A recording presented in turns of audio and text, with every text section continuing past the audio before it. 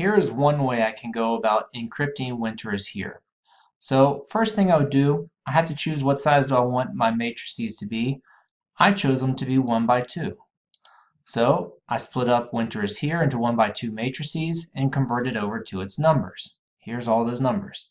That means since I chose 1 by 2, that my invertible matrix has to be a 2 by 2 matrix, which is something that's easy to find the inverse.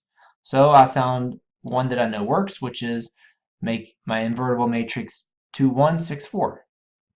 Now I'm going to take and multiply each of these matrices by A to create my encrypted message. Now, one thing that is nice is whether I multiply them one at a time, I could do, but another option I could do is to create one large matrix with my numbers, where each of these, instead of doing 1 by n matrices, becomes a row within a uh, in, or a 7 by 2 matrix that I can then multiply by a 2 by 2 matrix.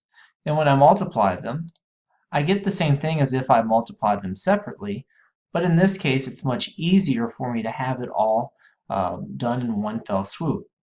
So then I have my message, and if I look here as my terms, uh, all these now just in a line. So there's the encrypted message.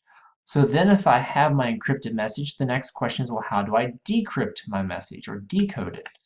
So first thing I need to do is create the inverse of my matrix. So I had 2, 1, 6, 4. If I find its inverse, I end up with 2, negative 1/2, negative 3, 1. So I now am going to turn my encrypted message into those 1 by 2 matrices, or I could do again one large 7 by 2 matrix and multiply it by the inverse. So that's the easier thing for me personally. I multiply these two together, and after I do it, I'm going to end up with back to where I started. And if I look, I put them all in order just like I had them before, and then I use my key of my alphabet, and I get winter is here.